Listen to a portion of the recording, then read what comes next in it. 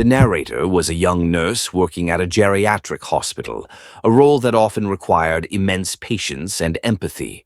She had worked in several healthcare facilities before, but this was her first time assigned to the Alzheimer's ward.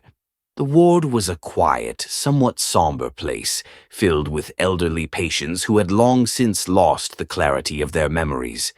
Most patients were well into their 70s or 80s, some with only fleeting recollections of the present day, and others lost in a labyrinth of confused thoughts. But despite their mental struggles, there was a certain peace to their presence. They had a way of calming the nurse with their stories of the past, however fragmented they might be. Among the patients there was one woman who stood out, Lena. She was frail, with silver hair and a gentle smile, but her mind was often clouded with anxiety. Lena had a particular way of clinging to the nurse, almost as if the presence of someone young and vibrant could tether her to reality. It was clear to the nurse that the other patients in the ward, who often roamed silently in their own worlds, had become accustomed to Lena's increasingly erratic behaviors. But to the nurse, who had always taken special care in soothing her patients, Lena's stories were a reminder of the invisible battles the elderly faced every day. Lena would often describe the same haunting scene whenever the nurse entered her room. "The man in black," she would say, her voice trembling. "He's in the corner, watching me." The nurse, though unnerved, remained calm. She had seen many patients speak of hallucinations or have vivid dreams of lost loved ones. Alzheimer's could manifest in strange ways, after all.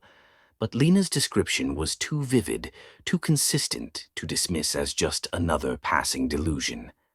Each time the nurse entered Lena's room, the elderly woman would point to the same corner and talk about the man dressed entirely in black, a figure that never seemed to speak, but who appeared to be watching her with a cold, knowing smile. The nurse, trying to remain professional, would sit with Lena, holding her hand, soothing her fears. "It's just the illness, Lena," she would say softly, trying to bring comfort. But the unsettling feeling never left her.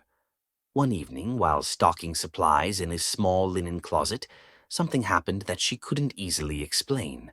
The room was small and silent, the only sound the faint rustling of sheets and the soft clink of metal as she arranged her cot.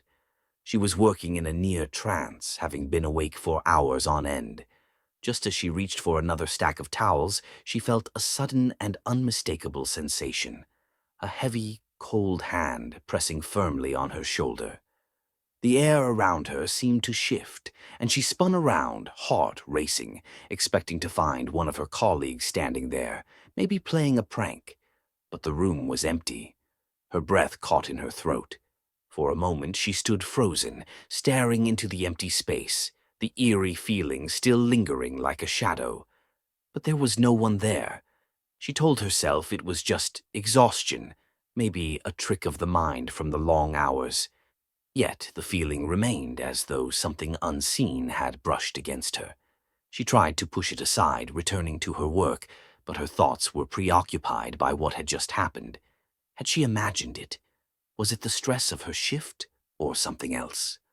Later that night, when most of the ward was asleep, the nurse was passing by a small glass window near the door to the ward's exit. The glass was fogged by the cool night air, and for a brief second she saw something that froze her in place. Standing just outside the door, looking directly at her through the glass, was the figure, a man dressed entirely in black. His features were shadowed, but his grin was unmistakable, a smile that didn't seem to reach his eyes, as though he were amused by something she couldn't understand. Her heart pounded in her chest, and before she could even think, she screamed, the sound echoing down the long, quiet hallway. But when she turned back to the glass, he was gone, vanished. She rushed out of the linen room and into the hall, her body trembling.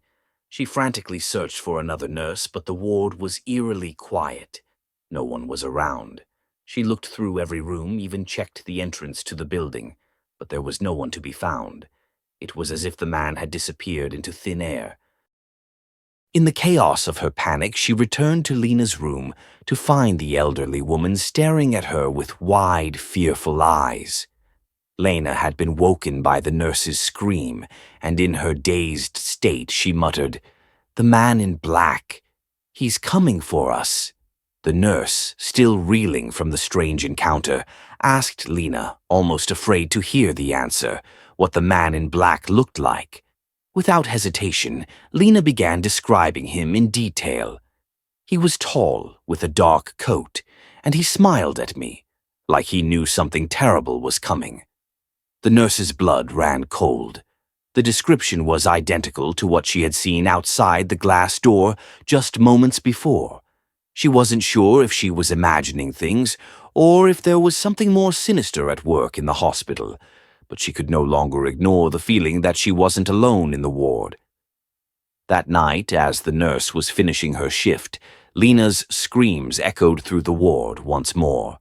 The elderly woman was in full panic, thrashing in her bed, unable to escape the terror she saw in her mind.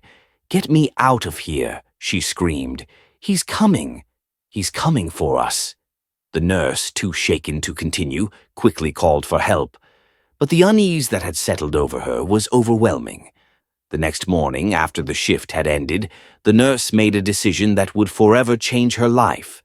She texted the head nurse, informing her that her next shift would be her last.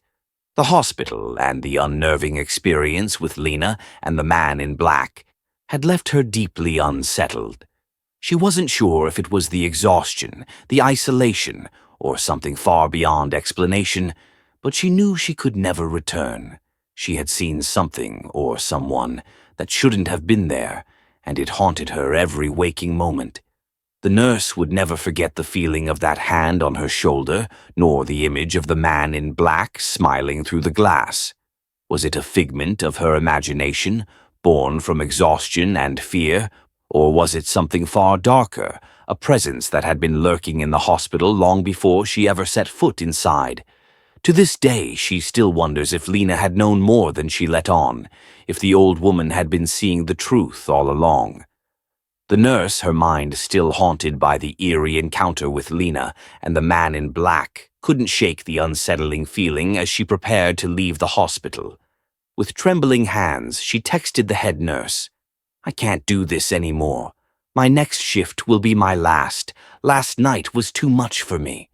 She had always prided herself on being strong, professional, and capable of handling the toughest situations, but something about that night had cracked her composure. The experience, so vivid and terrifying, had left her questioning her own senses, and she could no longer ignore the fear gnawing at her. As she sent the message, the thought of never stepping foot inside that hospital again gave her a strange sense of relief, though the haunting memories would linger far longer than she expected. A few days passed before she was able to put the experience behind her. But then another story surfaced that would send a chill down her spine, a reminder that the lines between the living and the supernatural are often blurrier than we think. This story was shared by a woman who had contracted a rare and severe case of bacterial meningitis. The woman, named Sarah, had been living in South Florida when she suddenly started feeling unwell, nausea, confusion, intense headaches, and a lack of appetite.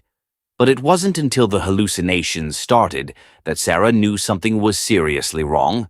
At first, she brushed it off as the side effects of a bad flu or exhaustion, but the voices she heard from downstairs made her question everything.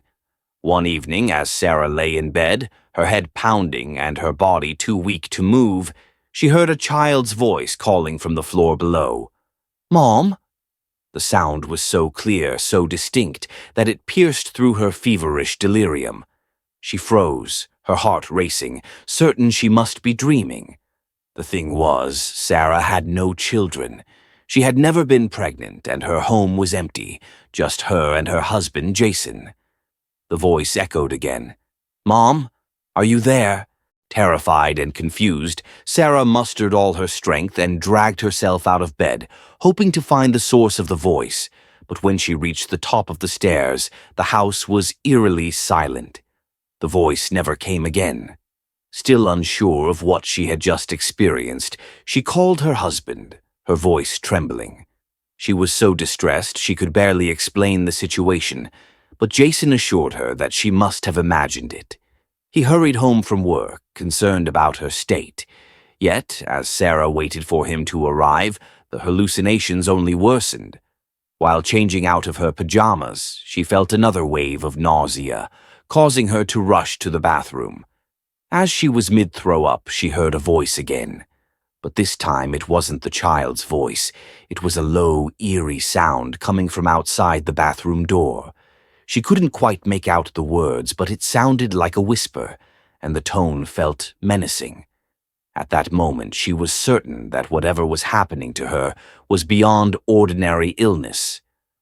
By the time Jason arrived, Sarah was on the floor, clutching her stomach, delirious and barely able to speak. He immediately rushed her to the hospital, where doctors confirmed she had contracted bacterial meningitis, a severe infection that, if untreated, could be deadly. The doctor explained that the hallucinations were a common but dangerous side effect, a result of the infection's toll on the brain. Sarah was given antibiotics right away, and the doctor warned her that if she had waited any longer, her condition could have been fatal. The hallucinations began to fade as the antibiotics took effect, but the eerie experiences left Sarah shaken. As Sarah recovered, she had a strange, vivid dream. Or was it a hallucination? In her semi-conscious state, Sarah believed she saw her ex-husband, David, standing over her hospital bed. David had been abusive during their marriage, and their separation had been traumatic. But here he was, standing in front of her, his cold eyes watching her with a cruel smirk. He patted her head as if she were a child, and with a voice that sent a shiver down her spine, he spoke about her current husband, Jason. "I'm glad you're okay," David said in a mocking tone, "but he's not. He'll never be safe. I'm going to make sure he knows who's really in charge." Sarah's heart raced. She knew she wasn't dreaming. The words felt too real, too clear, and the presence of David was so tangible that it sent waves of fear through her. The nightmare continued as David ranted about how he despised Jason and how he intended to harm him. "You'll regret marrying him," David's voice echoed in the dream. "I'll make him pay."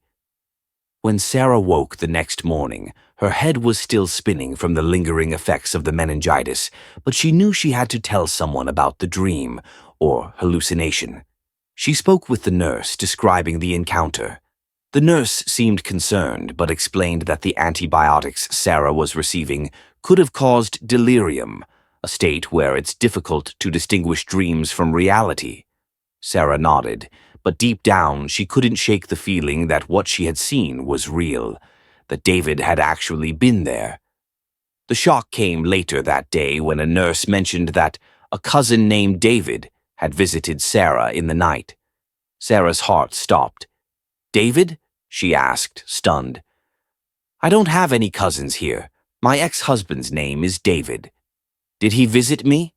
The nurse was insistent, explaining that a man identifying himself as her cousin had come to check on her, though he had left a few hours ago. Frightened, Sarah called her ex-husband to confront him. She sent a text message. "Why did you come to the hospital? What did you say to my nurses?" A few minutes later, her phone buzzed with a reply. "I never visited you. You must have imagined it. I'm just making sure you're okay." Sarah couldn't believe what she was reading. She had heard the threats clearly in her delirium, felt his presence in the room with her. But according to David's message, it was all in her head. She texted back, furious and confused. "You're lying. I remember everything. And I'm not going to let you hurt Jason. Stay out of our lives or I'll get the police involved." David's response was terse and cold. "I never threatened anyone."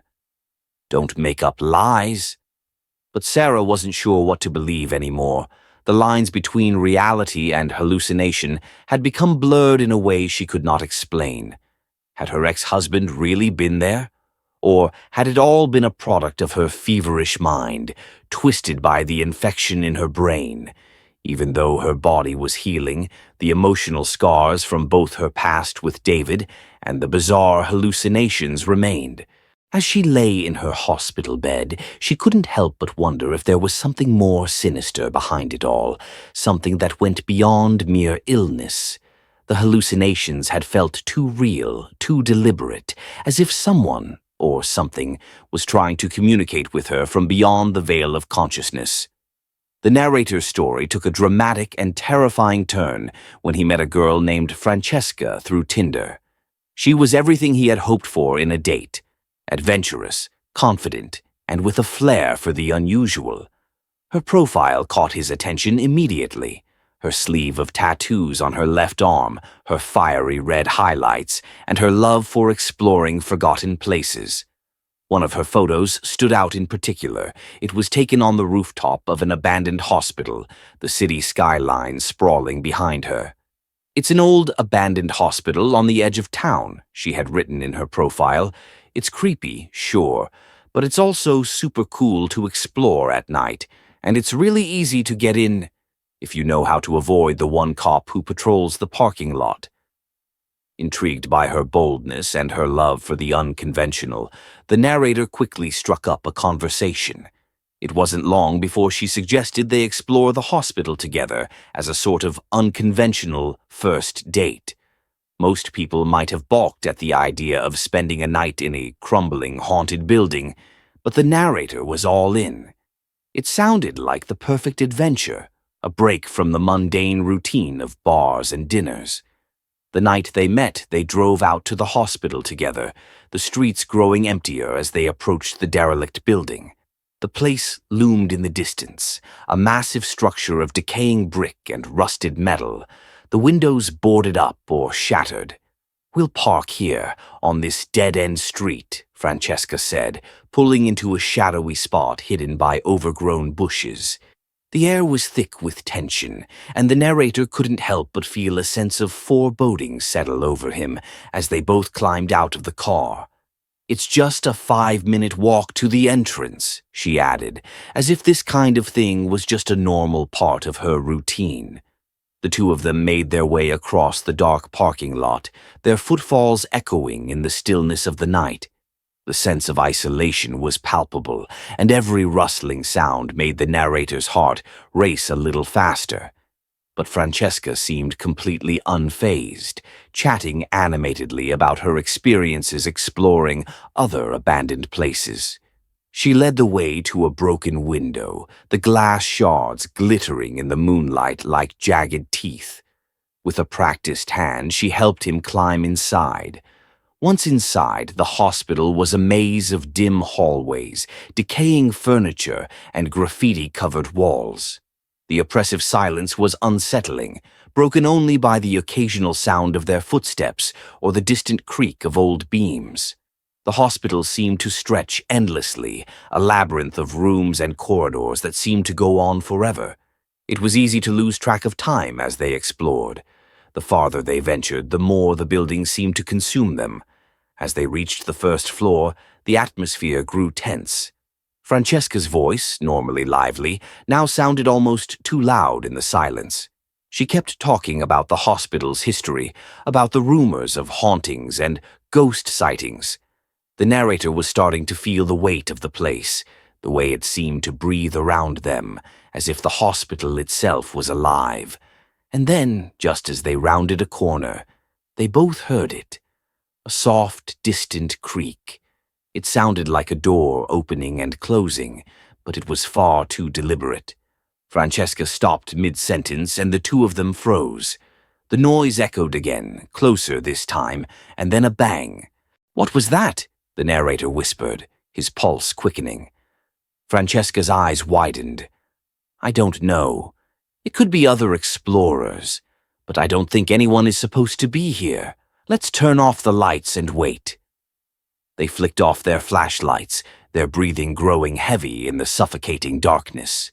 The shadows seemed to press in on them, and the silence stretched on, broken only by the sounds of something, or someone, moving in the corridors nearby. A shuffling sound, a whispering breeze. The sense of being watched was palpable. Then, suddenly, there it was again.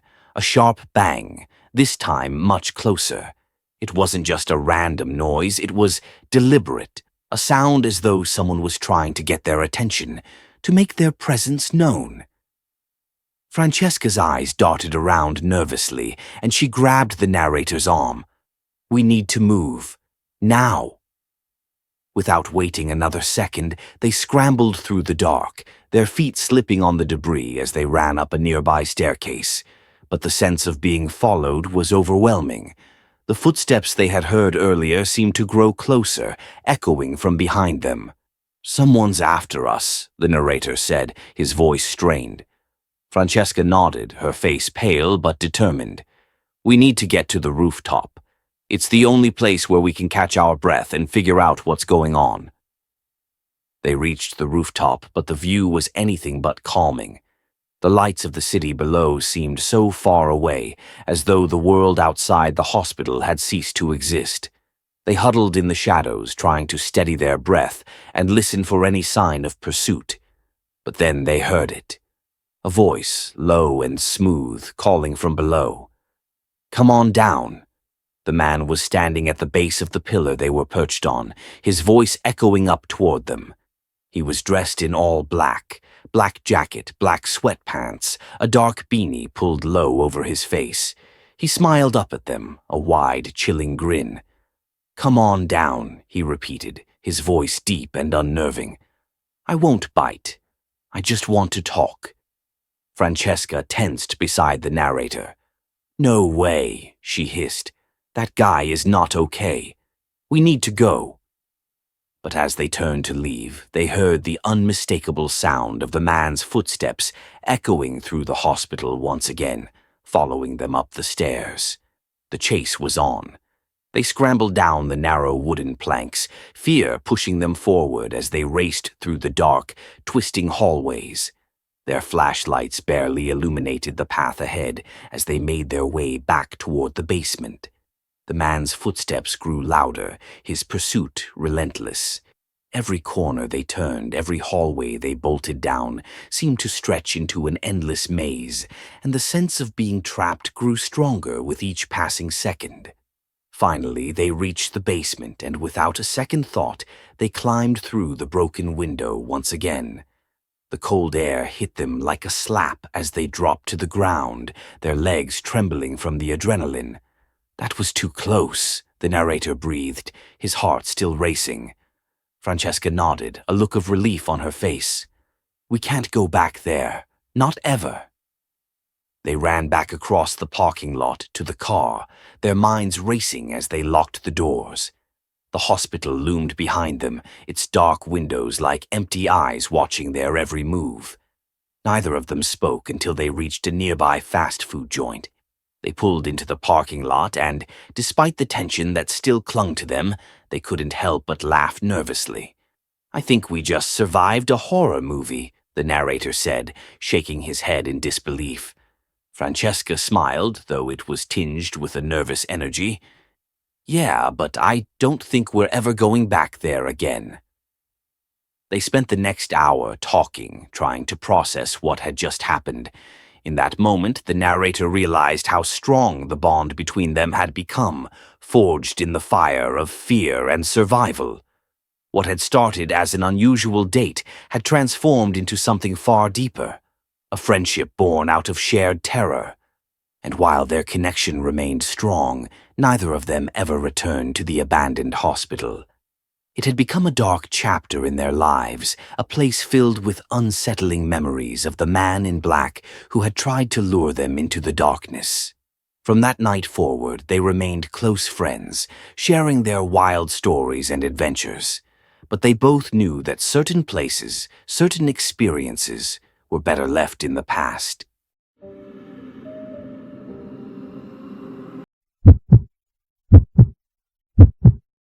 A child's haunting experience, the laughter from the locked playroom.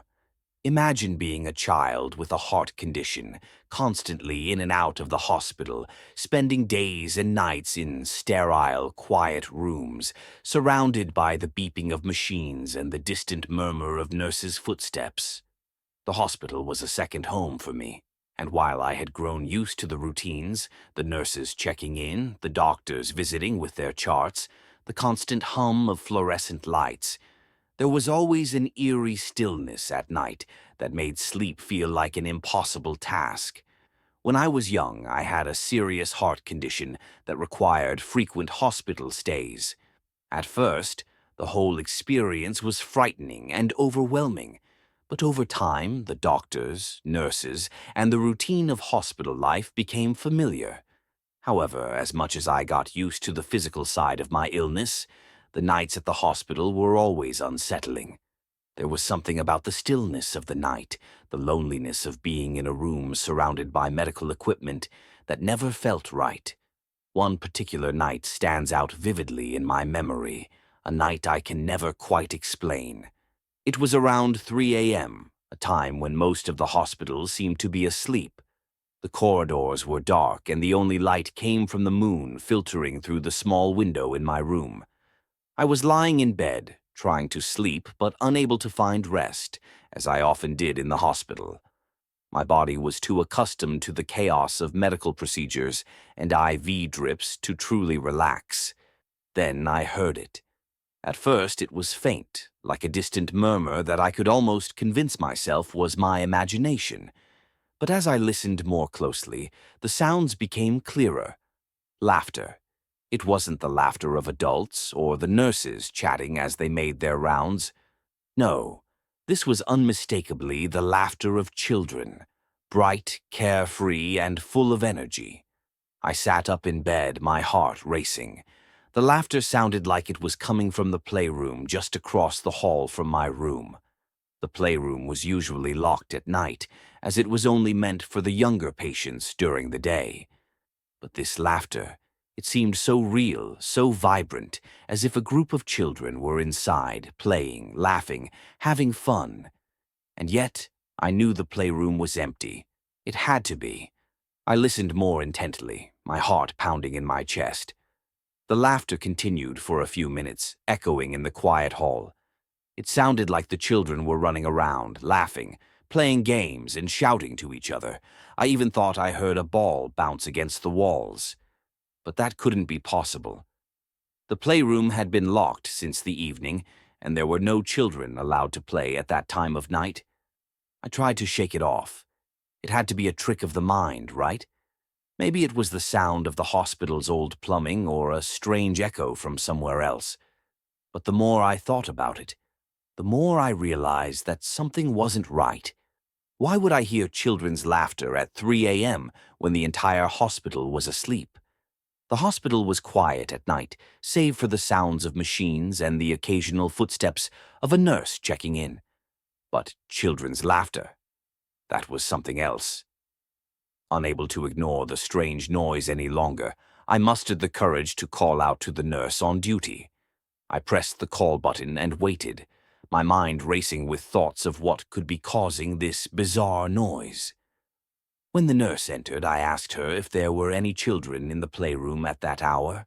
She looked at me with a slightly confused expression and answered, "No, the playroom is locked at night. The only kids who are here are in their rooms, and they should be asleep." The nurse didn't seem concerned, but I couldn't shake the feeling that something was off. The laughter had been so real, so vivid, and it wasn't just in my imagination. It felt like there was something in the hospital, something unexplainable. Over the next few days, I couldn't stop thinking about the laughter I'd heard. I asked some of the other patients and their families if they had ever heard anything strange during the night. That's when I learned that I wasn't the only one. Other patients had heard it too. Some spoke of hearing children playing in the hallways at odd hours, while others described the laughter coming from the playroom. It wasn't just the occasional sound of a child's voice. It was the unmistakable sound of children's laughter, full of life and joy, echoing in the empty, silent halls. And what struck me as even more disturbing was that no one had seen the children. No one could explain where the laughter came from. Eventually, I learned that there had been several reports over the years of strange occurrences like this in the hospital. The nurses had a saying, "The children never leave." Some believed that the hospital had been built on land where a children's ward once stood, long before the current building was constructed. Others thought it had something to do with the spirits of children who had passed away during their hospital stays, their laughter lingering in the halls as an echo of their lost lives. As the years passed, I became more accustomed to these strange happenings, but they never ceased to unsettle me. I'd often lie awake at night, listening to the whispers of children, the laughter, or sometimes even the faint sound of footsteps running through the halls.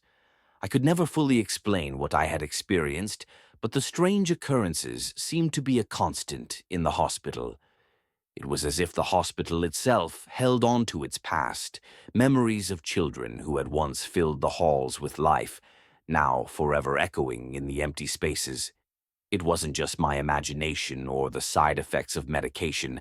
These occurrences were real, and I knew I wasn't alone in hearing the laughter. Other patients, some of them adults, had also experienced it, and it was always at the same time, 3 a.m., the witching hour when the hospital was at its quietest. Now, whenever I visit a hospital, even as an adult, I can't help but think of those late nights I spent in that old, eerie building. I wonder if the children's laughter is still heard in the halls, if the playroom still holds their playful spirits, and if the nurses still tell new patients, "The children never leave." It's a strange comfort, knowing that the laughter of those children lives on, even after all these years, in the place where they once played. Maybe it's just a part of the hospital now, an unexplainable part of its soul. And maybe, just maybe, the children who once filled those halls are still out there, playing, laughing, and waiting for someone to hear their joyful sound in the dead of night. The Haunted House, a teen's terrifying encounter in an old hospital. It was supposed to be the start of a new chapter for our family. We had just moved into an old, sprawling house on the outskirts of town. At first glance, it seemed like any other house, large, full of character, with rooms that felt spacious and full of possibilities. But there was something off about it, something that lingered just beneath the surface, something that made me uneasy every time I walked through its creaky doors. I was 14 at the time, and though I didn't believe in ghosts or spirits, I couldn't shake the feeling that this house was different. We had been told by the realtor that it was once a hospital, decades ago. The history behind it wasn't something anyone really talked about, but the house itself seemed to whisper its past to anyone who dared to listen. I wasn't sure what to make of it, but the strange sounds and inexplicable events that happened shortly after we moved in made me question everything I thought I knew. At first, the oddities were subtle. I would hear footsteps echoing down the hallway when I was alone, or the distant sound of doors creaking open in the middle of the night. I tried to ignore it. Silly things. Probably just the house settling, I convinced myself. But then it started to get worse. One night, after everyone had gone to bed, I was lying in my room trying to fall asleep. It was around midnight when I heard it. A knock. Not just any knock, but a loud, deliberate knock. I sat up, my heart racing. It was coming from my window, but when I looked, there was no one there. No wind, no sign of anything unusual. Just a dark, still night outside. I convinced myself it was nothing. Maybe a branch had brushed against the glass, or maybe I had imagined it. But then, just as I was about to lie back down, I heard it again, louder this time, as though someone had knocked directly on the window. I jumped out of bed, rushed to the window, and threw open the blinds. Still, no one. Nothing. The yard was empty. It was the kind of silence that seemed to press down on you, suffocating any thoughts of rational explanation. The next day, I tried to brush it off. After all, houses make strange noises, especially old ones. Maybe it was just the wind, maybe a loose shutter banging against the window. But that night it happened again. This time it wasn't just knocks. It was something far worse. I was sitting in the living room reading a book when I heard the unmistakable sound of footsteps, slow, heavy, deliberate steps. They seemed to be coming from upstairs, but my parents were out, and I was home alone. I stood frozen, listening as the footsteps moved closer and closer until they were directly above me. I felt my heart race as I slowly climbed the stairs, my breath coming in shallow bursts. Each step creaked under my feet as I moved toward the source of the noise. But when I reached the top of the stairs, everything stopped. The house fell silent again. My skin prickled with the sense that I wasn't alone. I checked each room. Nothing. No one there. The house was empty, just as it should have been. But the strangest part, the next morning I found a series of scratches on the floor of my bedroom, as if something, or someone, had dragged itself across the floor during the night. The marks were faint, but they were there. It was impossible to ignore. I didn't know what to think. I kept it to myself, afraid I'd sound crazy if I told anyone. But my younger brother, who had been staying in a room down the hall, came to me one evening, his face pale and trembling. He admitted that he had heard the same knocks and footsteps. But there was more. He swore that one night he had woken up to see a shadowy figure standing at the foot of his bed, just standing there, watching him. I knew my brother wasn't one to make things up. He had always been the skeptical one, the one who laughed off ghost stories. And yet, here he was, telling me he had seen something that couldn't be explained. That was when I realized that the strange happenings weren't just limited to me. As the weeks went by, things only got worse. The knocks grew more frequent, always coming at odd hours of the night. Sometimes they would come from the windows. Other times they would sound like they were coming from the walls themselves. And the footsteps? They seemed to follow me wherever I went, always just behind me. But when I turned around, there was no one there. One night, I decided to confront whatever was causing these disturbances. Armed with a flashlight, I walked around the house, checking every room, every closet, and even the attic. But each time I thought I found the source of the noise, it was just another empty room. Still, I couldn't shake the feeling that I wasn't alone. The air grew thick and heavy, and I felt eyes on me, even though I couldn't see anyone. That was when I found something I hadn't expected. In the attic, beneath a dusty old tarp, was a stack of old photographs. I flipped through them, and my hands froze when I saw a picture of the house. Back when it had been a hospital.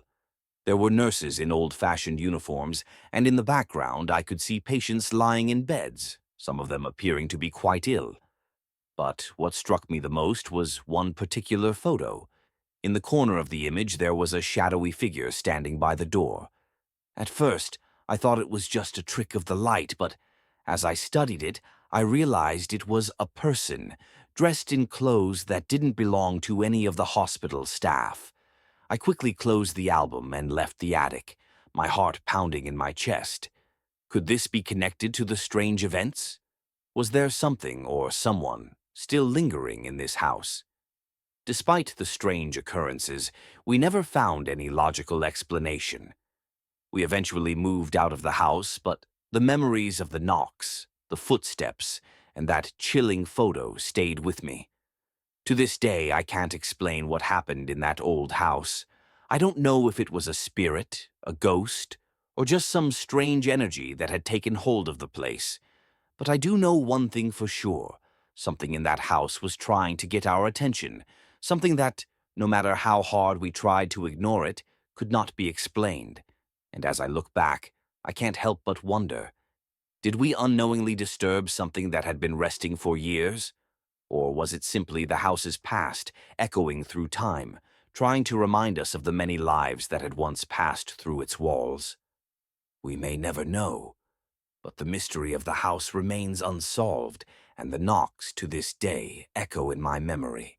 The haunted hospital, a mother's terrifying experiences at a former community college. It's funny how certain places, despite their modern-day purpose, can carry echoes of their past. My mom's job at the local hospital was supposed to be a safe and stable one. She had always worked in healthcare, but this particular hospital had an odd reputation, mostly whispered rumors and strange stories shared by the staff. It used to be a community college, but when the hospital opened, the building's past wasn't forgotten. Instead, it seemed to bleed through the walls. It wasn't long before my mom realized that something darker and far more chilling lingered within those walls. I remember how she used to talk about her days at work, sometimes with a sense of exhaustion, other times with an unspoken sense of dread. At first, I thought it was just the nature of her job. Hospitals aren't the happiest of places after all. But the stories she started telling me, they weren't just about patients or long shifts. They were stories about things that shouldn't exist in the real world. One night, after coming home from a late shift, she finally told me what had been haunting her for weeks. She had seen a ghost. It happened late one evening when she was walking down the long, dimly lit hallway of the hospital. It was a stretch of corridor that no one really liked to walk alone, but that night, she was alone. As she moved down the hallway, a flicker of movement caught her eye. At first, she thought it was a child running through the corridor, but when she turned to look, there was no one in sight. She shrugged it off, maybe a nurse's child running around. But as she continued walking, she saw it again. A little girl, no older than 5 or 6, standing at the far end of the hallway, staring at her with wide, vacant eyes. My mom's heart stopped. The girl was wearing an old-fashioned white dress, the kind that looked as though it had come straight from a past era, and her hair hung in messy tangles around her face. She tried to call out to the girl, but the words caught in her throat. The little girl didn't move or speak. She just stood there, her eyes unblinking and unsettling.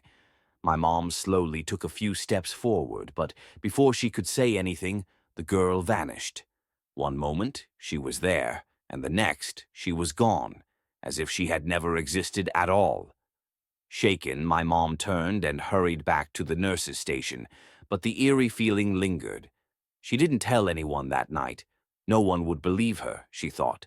But as the days went on, she started to hear whispers from her colleagues. Others had seen the same little girl in different parts of the hospital, a child wandering the hallways, never speaking, never acknowledging anyone. Some believed it was the spirit of a child who had died in the building when it was still a college, while others thought she was just a figment of collective imagination.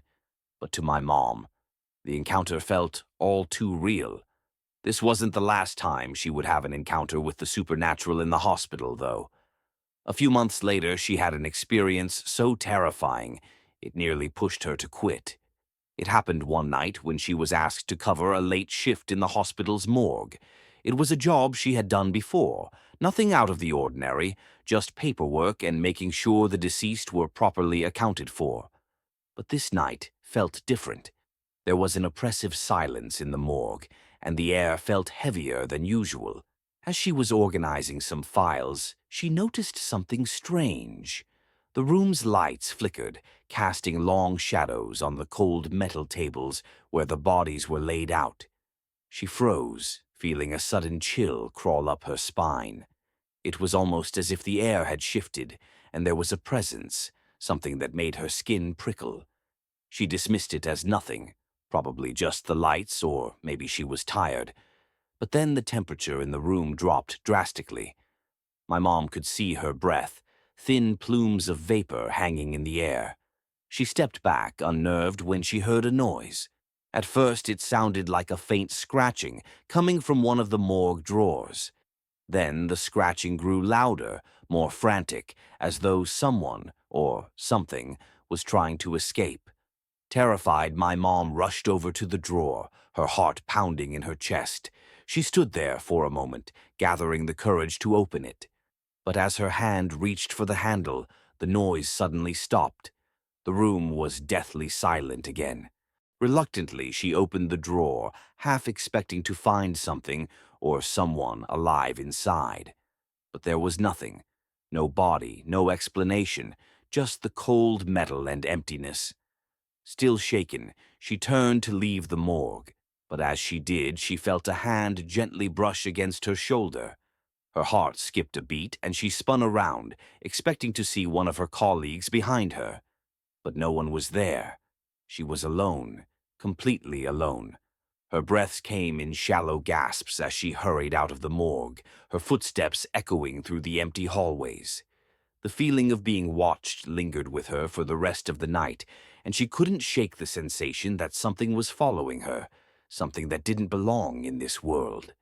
The experiences became too much to bear. The strange sounds, the eerie figures, the sense of constant unease. It wore on her. Each night it seemed as though the paranormal occurrences grew stronger, more intense. Finally, after another unsettling night shift, my mom came home and announced she was quitting her job at the hospital. She simply couldn't take it anymore. Later, she would tell me that she was certain the building was haunted. The hospital may have been modernized, but the old college's foundation had never truly been erased, and whatever spirits lingered in those walls had found their way into the hospital's present. My mom wasn't the only one who experienced these strange happenings either. Other staff members had reported hearing voices, seeing fleeting shadows, and feeling an unshakable presence. The ghost of the little girl was often seen in the same hallway, and sometimes she would appear at the windows, staring out into the night as if waiting for someone. Eventually, the hospital would be renovated again, and the morgue would be relocated. But the stories didn't end there. Whispers continued to spread about a haunted hospital, a ghostly little girl, and a terrifying experience that drove a mother to walk away from her job. To this day, my mom refuses to drive past that building, and she never speaks of it without a shiver running down her spine. As for the little girl, I still wonder, was she a spirit lost in time, or was there something more to her presence in that haunted building? Perhaps one day someone else will uncover the truth. But for now, the mystery remains, as does the unsettling memory of my mom's terrifying experiences.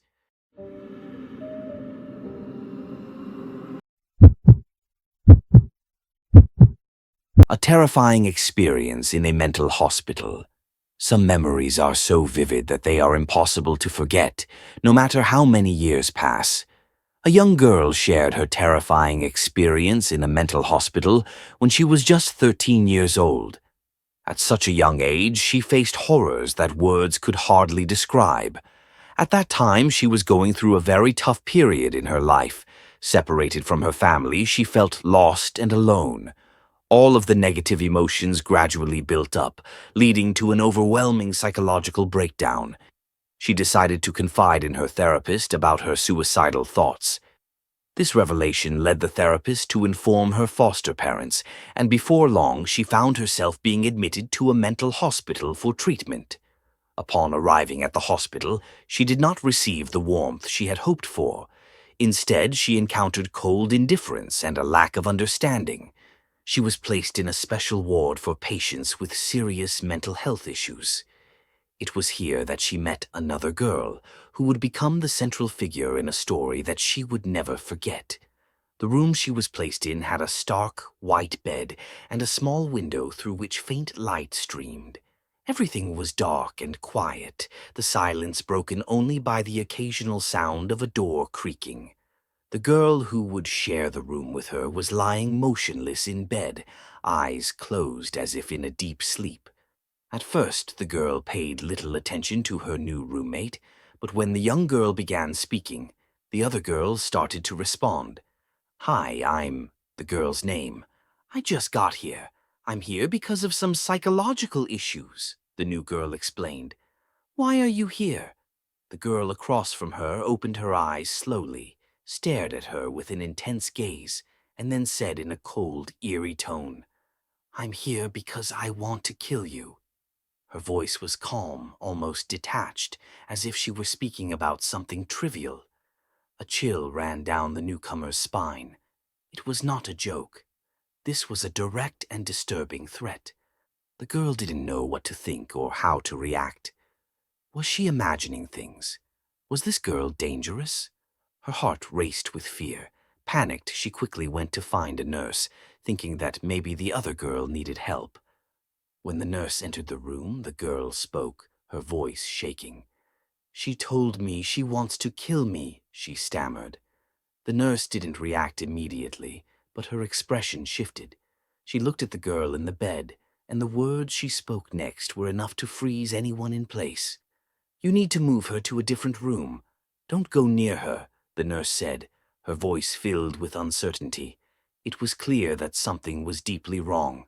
The young girl was immediately moved to another room. She couldn't shake the fear that the girl in the original room might still be a danger to her, even in another space. She spent the night in a cold sweat, unable to stop thinking about the chilling words of her roommate. Was it all just a joke? Or was there something truly sinister about the girl who had made that threat? This event remained one of the most terrifying moments of her life. Years later, she would reflect on the situation, but even then she couldn't explain the sense of dread she felt in that dark room with a stranger who seemed so eerily calm while uttering such a terrifying statement. The memory of that night would haunt her forever. This story is not just a warning about the complexities of the human mind, but also a reminder that sometimes the people we encounter in life, even in seemingly ordinary situations, may carry secrets and mysteries that are beyond comprehension. The young girl would never forget that night, that dark room, and the unsettling presence of the other girl who had made that chilling threat. A ghostly encounter in the hospital. A nurse from the past. In 2009, a man was lying in a hospital bed, recovering from a series of severe septic fevers brought on by a bacterial infection.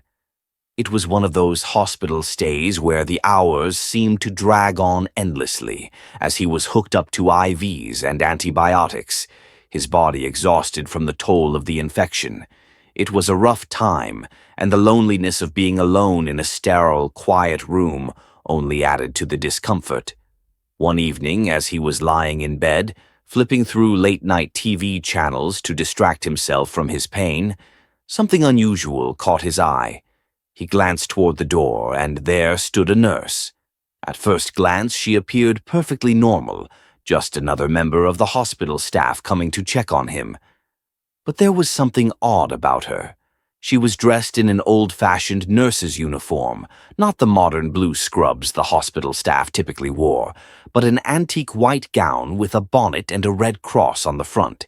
He rubbed his eyes, thinking that perhaps he was just seeing things.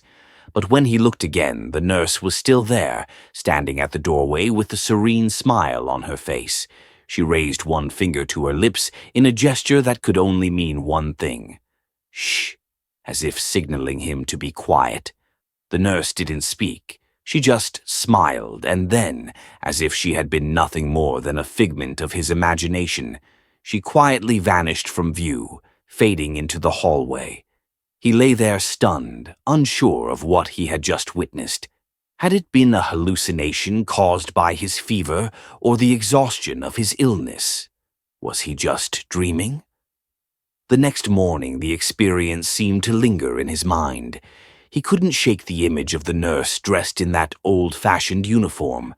It was as though she had been someone from another time, yet she had appeared so real, so alive, and so present. Still unsure of what to think, he brushed it off as the result of his delirium, believing it had simply been a bizarre dream. However, as he was being discharged from the hospital a few days later, he was wheeled through the hospital's lobby when something unusual caught his attention. He passed a display case that held photographs from the hospital's past. There, among the photos of old staff members, he spotted a nurse dressed exactly like the one he had seen the night before. The same white gown, the same bonnet, the same red cross. It was unmistakable. He stopped in his tracks and stared at the photograph. His heart skipped a beat as the reality of what he was seeing began to settle in. The nurse in the photograph was not from his time. She was from a different era, likely decades before. He had seen her, or at least her spirit, in the flesh. The realization hit him hard. The woman he had encountered in his hospital room had been a ghost, a nurse who had once worked at the hospital long ago. As he sat there, digesting this newfound understanding, he felt a strange sense of comfort wash over him. It was almost as if this spectral nurse had come to check on him, to make sure he was okay, to watch over him during his recovery. He couldn't explain it, but there was a sense of peace in knowing that someone, or something from the past, had been there in his time of need. The more he thought about it, the more he believed the nurse was some kind of guardian spirit, watching over the hospital even long after her death. Maybe she had seen so many patients come and go during her life that, in death, she continued to serve in a quiet, unseen way, offering comfort to those in need. This wasn't the first time the man had heard of strange occurrences in hospitals, stories of people encountering the spirits of former staff members or patients who had passed away within the hospital's walls. Many had heard whispers of ghosts wandering the halls, offering gentle guidance or simply lingering in the background, unnoticed by most. One such story that came to mind was that of an elderly woman who had passed away many years ago in the same hospital. A nurse had recounted how the woman had always been a kind and gentle soul, caring for the patients with such compassion that even after her death, some believed she never truly left. Staff members who worked late shifts often claimed to feel a soft, invisible presence near their shoulders, as if she was still there, watching over the new nurses and doctors. The man couldn't help but think that perhaps he had been lucky enough to experience something similar, a ghostly guardian who had checked in on him during his darkest hours. As strange as it was, he had found comfort in the thought that someone from the past, a nurse who had once walked those halls and taken care of the patients with love and devotion, was still quietly doing her duty in the afterlife. Perhaps, as hospitals are places where life and death intersect so frequently, they are more likely to harbor the spirits of those who once worked there, still lingering in their mission to care for others. And sometimes, in the most unexpected of ways, these spirits may appear to those in need, offering a kind smile, a gesture of peace, or even a simple shh as they watch over us from beyond. It was a chilling encounter, yes, but for the man it was also a moment of deep reflection and gratitude. That ghostly nurse may have been long gone in body, but in spirit she was still there, quietly doing what she had always done best. A haunting experience. After a life-threatening surgery, a child's encounter with the other side. When I was just 12 years old, I experienced something that would change the way I viewed life and death forever. It all started with a sharp, relentless pain in my abdomen. At first, my parents thought it was just a stomach ache, but as the hours passed, the pain grew unbearable. We rushed to the hospital where doctors quickly diagnosed me with a burst appendix, a life-threatening condition that could easily have killed me if I hadn't been rushed in for surgery. I was put under, and the next thing I knew, I woke up in a hospital room, groggy from the anesthesia, surrounded by machines and the quiet hum of the ward. My parents were by my side, reassuring me that everything had gone well. The recovery process, however, was far from smooth. The pain from the surgery was excruciating, and I spent the next several days lying in bed, hooked up to IVs, drifting in and out of a drug-induced haze. But it wasn't just the physical pain that made those days so unsettling. Something strange happened during my recovery, something that still haunts me to this day. It was around the third day after the surgery, at about 4 a.m., when I suddenly woke up feeling unusually alert. The room was dark, except for the soft glow of a faint light from the hallway outside. The hospital was eerily quiet, the kind of silence that makes you feel like you're the only person left in the world. I felt something strange, like a presence, a sense that I wasn't alone, even though the room was empty.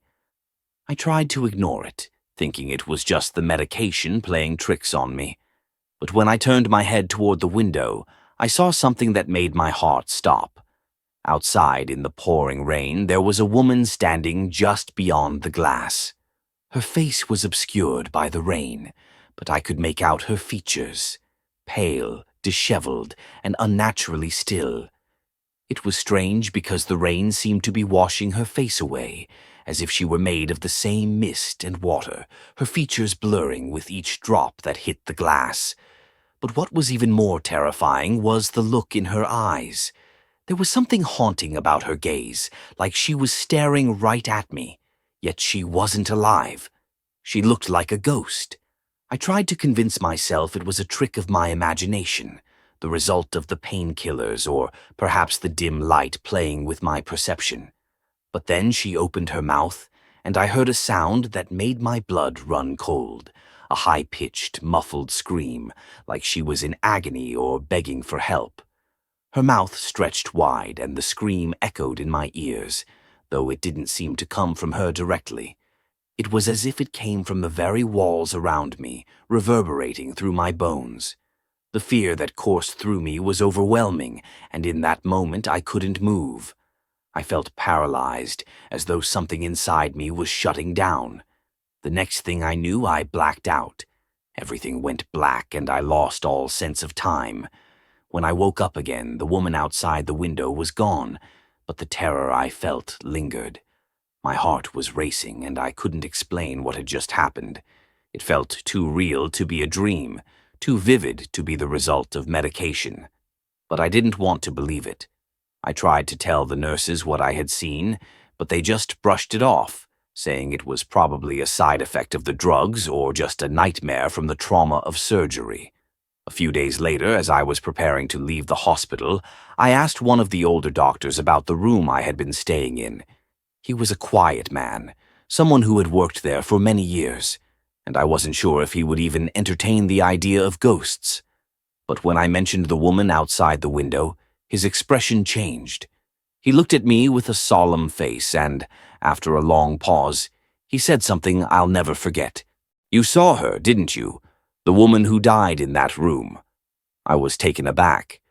"What do you mean?" I asked, my heart skipping a beat. He nodded, his eyes heavy with something that seemed like sorrow. "There was a patient who passed away in that room a few months ago. It was a sudden, tragic death. I'm sorry you had to experience that, but it's not the first time something like this has happened." I couldn't believe what I was hearing. He didn't give me many details, but the look on his face told me everything I needed to know. I wasn't imagining things. What I had seen, the woman in the rain, her scream, she had been real in some way. She was a spirit, a presence tied to that room, perhaps never able to move on. From that day forward, I couldn't shake the feeling that there was something more to life than we could understand, something beyond the physical world that we live in. Was the woman's soul still lingering, trapped in that hospital room, forever connected to the place where she had passed away? Or had she come to warn me, to show me the fragile line between life and death? The experience changed me. It left me with a deep sense of respect for the unknown, for the possibility that there are forces beyond our understanding, forces that we can't see, but that are always with us, watching, waiting. And even though I recovered from the surgery and went on to live a full, happy life, I'll never forget that night, the woman outside my window, the scream that echoed in my ears, and the unsettling realization that death is never truly the end. To this day, I can't explain what happened in that room, but I know that sometimes, in the quietest moments, when the world feels still, the veil between the living and the dead can grow thin. And perhaps, for some souls, they never really leave.